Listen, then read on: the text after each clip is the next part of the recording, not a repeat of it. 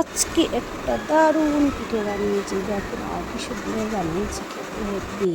দেখো তালের পাল নারকোল কুড়িয়ে নিয়েছি, তারপর এই যে তালের পাল দিয়ে দিলাম, এরপর দিয়ে দেবো নারকেল কোড়া, তারপরে একটু চিনি দিয়ে ভালো করে ফাটিয়ে ওর মধ্যে দিয়ে দেবো চিনি, সুজি দিয়ে দিয়েছি। তারপর ভালো করে একটু নাড়াচাড়া করে হালকা জল ছিটে দেবো। হ্যাঁ, না জল ছিটে দিলে ভালো মাখানোটা যাবে না। শুধু আমাদের এখানে শুধু প্লেন যেতেই থাকে। এই যে সুজি দিয়ে দেবো, একটু আটা না সরি ময়দা দেবো, ভালো করে ফুটিয়ে নেব। ওটাতে ভালো করে একটু ভালো করে মাখিয়ে নেবো, দিয়ে একটু আঠালো আটা যেরকম মাখায় সেরকম করবো।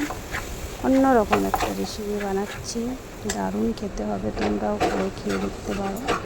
আজকে গোপালের জন্য কারা কারা নাড়ু বানিয়েছে বলো? আমি একটু পিঠে বানাচ্ছি, পিঠে বুঝেছ, দারুণ পিঠে। তোমরাও করে খেয়ে দেখো বন্ধুরা। সবার বাড়ি গোপাল পুজো হয়ে গেল, আর আমি এখন বানাচ্ছি এই পিঠে, বুঝেছ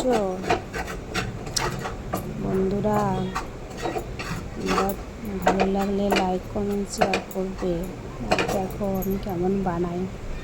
এই যে তাওয়াতে একটু জল দিলাম 1 কাপ, আর 1 কাপ চিনি দিয়ে শিরা বানিয়ে নেব। চিনির শিরা ওর মধ্যে দিয়ে দেবো, চিনির শিরাটা দিয়ে ভালো করে একটু আঠালো হলে জলটা ফুটিয়ে নামিয়ে নেব। তারপরে এই যে ভালো করে মাখিয়ে নেব, সেই এটা ছিল যে মাখিয়ে নেব। এই দেখো মাছি কোথা থেকে গন্ধে, তালের গন্ধে চলে এসেছে, বুঝছো? এই তালের গন্ধ যেখানে যে আসবে সব দৌড়ে চলে আসবে। এই যে এরকম করে বানিয়ে নেব, দিয়ে এটা হালকা তেলে ভাজবো। এরকম বানিয়ে তোমরা খেয়ে দেখতে পারো বন্ধুরা, দারুণ খেতে হয় কিন্তু। এরকম বানিয়ে করে খেয়ে দেখবে, অসাধারণ লাগে খেতে। আমার ক্যামেরা ধরার লোক নেই, তো সাইডে বার করিয়ে ক্যামেরা করছি। তোমরা চিনি শিরাটা ঠিক আছে, হালকা আঠালো হয়েছে, যে বানানো হয়ে গেছে। মাছি দেখেছো? এই যে ভালো করে ভাজা হয়ে গেলে এরপরে আমরা এই চিনি শিরাটার মধ্যে গরম গরম ঢেলে দেবো, দারুণ ভালো খেতে।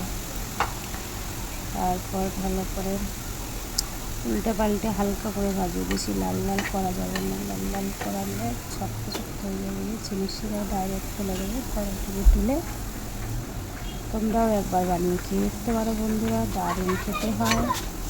এই পিঠেটা বানাও, হেব্বি সুন্দর খেতে, যা অসাধারণ লাগবে খেতে। দেখো আমার রেডি। কেমন লাগলো ভিডিওটা? ভালো লাগলে লাইক কমেন্ট শেয়ার করবে। Tata, bye bye.